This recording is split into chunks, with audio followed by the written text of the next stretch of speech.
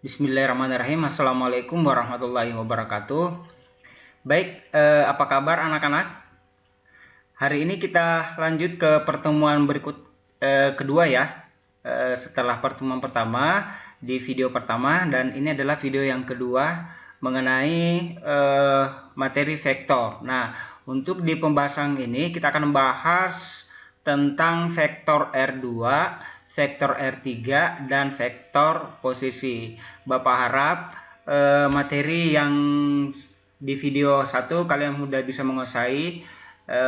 Kalau misalnya di antara kalian ada yang belum bisa menguasai, maka harus kembali ke video pertama dulu ya sebelum masuk di video kedua ini.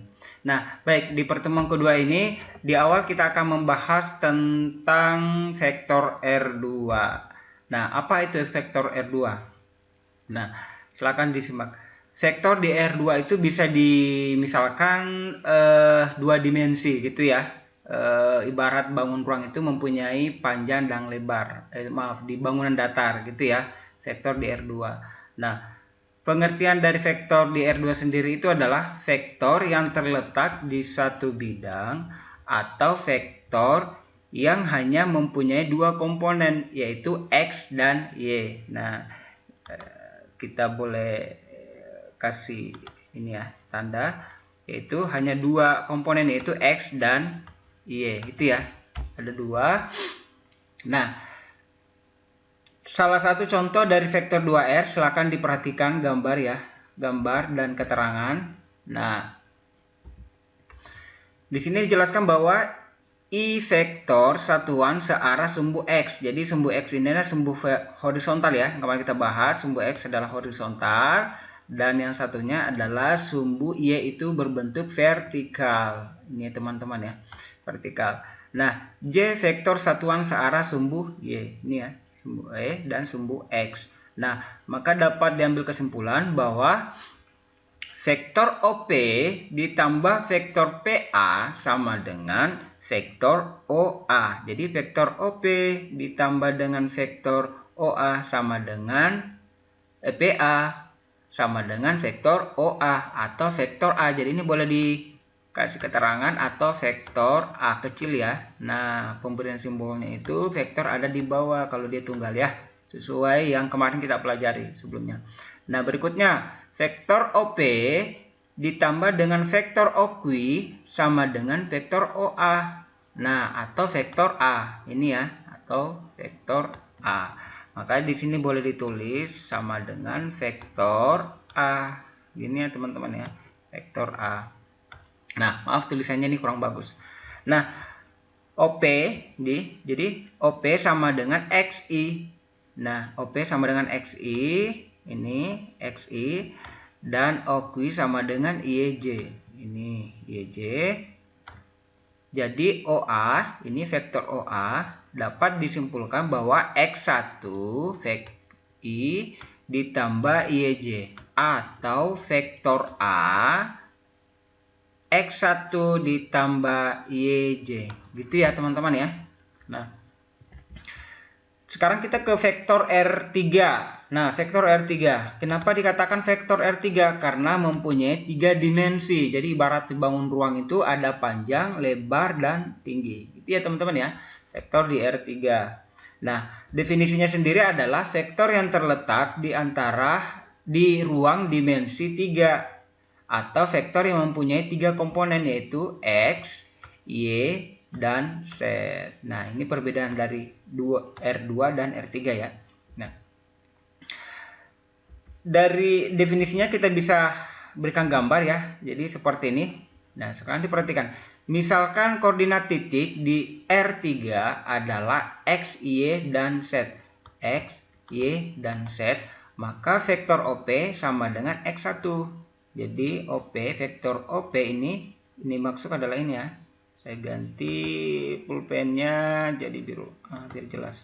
Nah, vektor OP ini, vektor OP sama dengan XI. Jadi simbolkan sebagai XI, dan vektor OQ, mana OQ? Ini OQ yang horizontal ya, sama dengan YJ, ini YJ, dan OS, ini OS yang horizontal di sama dengan vektor ZK. Nah, kita pindahkan sini ya. Kita pindahkan ke berikutnya. Nah, maka hasilnya adalah vektor OP ditambah PR, vektor OP ditambah PR ini ya. OP tambah PR sama dengan vektor OR nih, OR. Atau vektor OP ini, vektor OP ditambah OQ, ini vektor OQ sama dengan vektor OR. Nah, tadi sama tadi ya, 3 dimensi. Nah, maka OR nih, OR ditambah RT, ini RT ke atas, maka hasilnya adalah OT. Ini vektor OT. Ini ya, saya garis-garis vektor OT kasih. Nah, vektor OT atau OP ditambah OQ ditambah OS, maka ada 3 dimensinya, 1, 2, 3. Maka hasilnya adalah OT ketika ketiga-tiganya digabung ya. Ini dari gambar ini yang sempurna. Maka dapat diambil kesimpulan bahwa vektor di R3 yaitu XI plus YJ plus ZK, atau seperti yang disimbolkan kalau dia tunggal maka vektornya berada di bawah ya.